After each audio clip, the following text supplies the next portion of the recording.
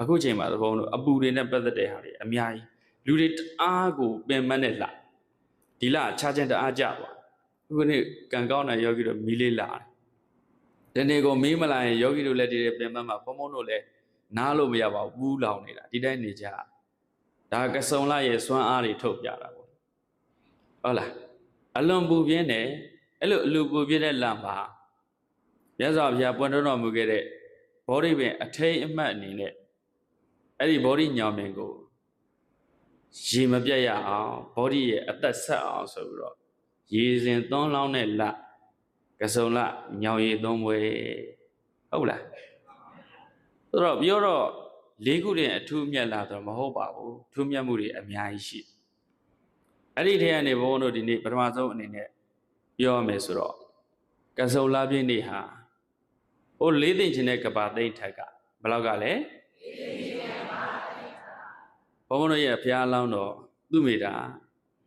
ဒေဝရမြတ်စွာဘုရားရှင်ထံမှာဗျာဒိတ်တော်ခံယူခဲ့တယ်ဒါအလုံးသိပြီးသားဒါထူးခြားချက်တစ်ခုဒေဝရမြတ်စွာဘုရားရှင်ထံမှာဗျာဒိတ်တော်ခံယူခဲ့တဲ့ထူးခြားချက်တစ်ခုအဲ့ဒီလဟာကစုံလဘယ်လလဲကစုံလမှာအတိအကျပြောတဲ့အခါကစုံလပြည့်ဆိုတော့မေးရရှိတယ်ဒီကဘာလည်းမဟုတ်ဘူးအရင်ကဘာလည်းမဟုတ်ဘူးကဘာပေါင်း၄သိန်းချင်းတဲ့ကဘာသိန်းထက်ကကစုံလလို့ဘယ်လိုသိတာတော့ဆိုတော့ဘုံဘုံတော့နတ်ခတ်ကိုကြည့်ရနတ်ခတ်ကိုကြည့်ရအဲ့လိုပြောတဲ့အခါရမ်းပြောလို့မရအထောက်အထားတွေနဲ့ပြောနတ်ခတ်ကဒီလမှာကစုံလပြည့်နေ့မှာဝိသခနတ်ခတ်နဲ့လနဲ့လကိုစာမရေးတဲ့ကဆန်းလဒီလိုရေးတယ်စန္ဒာလအဲ့ဒါကိုအတူကောပြောတဲ့ဆန်းနဲ့ရှင်တယ်ဝိသခနတ်ခတ်နဲ့ဆန်းနဲ့ရှင်တယ်ကစုံလပြည့်နေ့ည12နာရီကျော်တစ်ချက်ဝန်းကျင်ဆိုကြည့်လိုက်လနဲ့ဝိသခနတ်ခတ်နဲ့ရှင်နေတယ်ဝိသခနတ်ခတ်မှာနတ်ခတ်ဘယ်လောက်ပါလဲဆို14လုံးမှာဝိသခပမာဆိုင်ဝိုင်းလို့ဘုံဘုံဆွဲရတာရှိတယ်ဒီပကြီးကားတွေထဲမှာအတိအကျနတ်ခတ်ဆိုလဲနတ်ခတ်အချိန်ဆိုလဲအချိန်ရာသီဥတုရတယ်အတိအကျဘုံကျန်းနေတဲ့ချာကြည့်ပြီးတော့ဒါပကြီးကားတွေကိုပြန့်ရေးပေးထားတာပေါ့နော်ဆိုတော့နက္ခတ္တရာ14လုံးရှိတယ်ဆိုင်းဝိုင်းလေးနဲ့တူတယ်10လုံးကထင်ရှားတယ်ကျန်တဲ့6လုံးကမထင်ရှားဘူးအဲ့ဒီဝိသကနက္ခတ်နဲ့လနဲ့စမ်းရှင်တဲ့အချိန်အဲ့ဒါကိုကြည့်ပြီးဒါကဆုံလာပြေးလို့ပြောတာကောင်းကင်ကိုကြည့်ပြီးပြောတာဟုတ်ပြီလားမြေပြင်အထောက်အထားတွေကိုကြည့်ပြောတာပါကောင်းကင်ကဒီလတို့နေတို့ဆိုတာအတိအကျရှိအဲ့ဆိုအဲ့နေတွေလတွေရဲ့အသွားအလာသူတို့ရဲ့အခင်းကျင်း position ကိုကြည့်ပြီးဘုန်းတော်ပြောဟောဒါကြောင့်ကဆုံလာပြီလို့ဒီလိုပြောဟုတ်ပြီလားအဲ့ဒါတော့ကဆုံလာပြီအခါမှာဒေဝရမြတ်စွာဘုရားရှင်ထံတော်ကနေပြီးတော့ဗျာဒိတ်ပန်းဆင်ခဲ့တယ်အဲ့ဒီလာလေဘာလာလဲကဆုံလာအတိအကျပြောရင်ကဆုံလာပြီနောက်တစ်ခါဘုရားလောင်းတော်ဟာမဟာတက္ကရာ68ပါရမီတော်တွေပြည့်ပြီးတော့မဟာတက္ကရာ68မှာမဟာရီမီဘုရားကြီးရဲ့နေဘုရားလောင်းတော်ဖွားမြင်တော်မူတယ်အဲ့ဒီဖွားမြင်တော်မူတဲ့လဟာလေကဆုံလာပြီဘယ်နှခုရှိသွားပြီတော့တစ်ခုကဗျာဒိတ်ပန်းဆင်တယ်နောက်တစ်ခုကဘုရားလောင်းတော်ဖွားမြင်တော်မူတယ်နောက်တစ်ခုကသဗ္ဗယုဒဗုဒ္ဓအဖြစ်သို့ရောက်တော်မူတယ်ဘုရားဖြစ်တော်မူတဲ့နေ့ဟာလေကဆုံလာပြီဟုတ်ပြီနော်ဟိုလတွေကိုဘုံပြောပြီနော်ဘုရားရှင်လက်ထက်ကဒီလတွေပါတွေနက္ခတ်တွေကိုကြည့်ပြောတာဟုတ်လားကဲနောက်ဆုံးတစ်ခုကမြတ်စွာဘုရားရှင်ကအနုပါတိတေတပရိတိပရိနိဗ္ဗာန်လို့ခေါ်တဲ့ခန္ဓာဒုက္ခဝိမီအပိတိုင်ငြိမ်းတဲ့ပရိနိဗ္ဗာန်ဆံဝတော်မူတဲ့လဟာလေကဆုံလာပြီဆိုဘယ်နှခုတော့ညာဗျာဒိတ်တော်ခံဖွာပွင့်စံမှတ်ရန်ကဆုံလာနော်ဒီတချို့ကကြတော့လေဟောတယ်ဆိုတဲ့ဟာပါထည့်ဖွာပွင့်ဟောစံဗျာဒိတ်ခံမှတ်ရန်ကဆုံလာအဲ့ဒါဆိုရင်ဘယ်နှခုဖြစ်သွား၅ခုဖြစ်သွားဆိုတော့ဒီဟောတယ်ဆိုတာဒီလိုဆရာတော်ဘုရားကြီးတို့လည်းဟောတာကိုယူတယ်၅ခုယူတယ်ဘုံတို့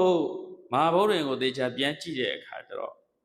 မဟာဗုဒ္ဓရင်ဟောတဲ့ဗုဒ္ဓရင်ဟောတဲ့ရက်ကကဆုံလာပြီကျော်တရက်ဖြစ်နေတယ်ဒါကြောင့်ဒီ၄ခုကိုပဲအခိုင်အမာယူပြီးပြောပါမယ်နော်၅ခုမပြောတော့ဘယ်နှခုပြောမှာတော့၄ခုပဲအတိအကျပြောရမယ်နော်အဲ့ဆိုနံပါတ်1ပါတယ်လေပထမဆုံးထူးခြားချက်ကနိယတဗျာဒိတ်ပန်းစင်တာလွန်ခဲ့တဲ့ဘလောက်က၄သိန်းချီနဲ့ကဘာတတေဘယ်ဘုရားရှင်လက်ထက်ကလဲဒေဝရမြတ်စွာဘုရားရှင်ရဲ့လက်ထက်မှာသူမိတာ သူမိသားသေသားလေးဖြစ်လာနောက်တော့ဒီပင်္ဂရာဘုရားနဲ့တွေ့တယ်ရသေးဝတ်ပြီးတော့ဒီပင်္ဂရာဘုရားနဲ့တွေ့ဒီပင်္ဂရာဘုရားနဲ့တွေ့တဲ့အခါမှာသူ့မှာအီချင်း၈ခုရှိနေအဲ့ဒီအီချင်း၈ခုတွေရှိတဲ့အတွက်ဗျာဒိတ်ပန်းဆင်နိုင်တဲ့စွမ်းရည်တွေသူ့မှာရသွားပြီဘုရားကြည့်လိုက်တယ်အနာဂတနိုင်ညာfuture ပေါ့လေအနာဂတ်ကိုလှမ်းကြည့်တဲ့ကနောက်ထပ်၄သိန်းရှိတဲ့ကွာသိနေရင်ဂေါရမဗုဒ္ဓအနေနဲ့ဘုရားဖြစ်လိမ့်မယ်ဆိုအဲ့ဒီမှာဘုံဘုံတော်ဒီမှာဗာပြောချင်တယ်လေဆိုတော့ဒီပင်္ဂရာမြတ်စွာဘုရားရှင်နဲ့တွေ့ချင်းဗျာဒိတ်ပန်းပန်ဆင်ခွင့်ရဖို့ဆိုတဲ့အခွင့်အရေးတန်းရတာဟုတ်လားဟောဒါဆိုရှေ့ပိုင်းမရှိနိုင်ဘူးလားရှိနိုင်ပါဘူးအေးအဲ့ဒါကိုဘုံဘုံတို့လိုက်ကြည့်တဲ့ကစေတီတံတတ္တသင်္ချေဝစေတီတံတတ္တသင်္ချေယနဝသင်္ချေယဝါဇကံ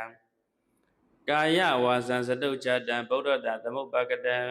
ဘုရားပွင့်ဖို့ခဲရင်တာပြောတာစေတီတံတတ္တသင်္ချေယစိတ်နဲ့ကြံစီခဲ့ရတာခုနှစ်သိန်းရှိတဲ့ဘုရားဖြစ်ဖို့လေပါရမီ10ပါးဖြည့်ကျင့်ပြီးတဲ့အခါဒါနသီလနေကမအစရှိတဲ့ပါရမီ10ပါးဖြည့်ကျင့်ပြီးတဲ့အခါစိတ်နဲ့ကြံစီခဲ့ရတာဘယ်နဲ့သိန်းရှိ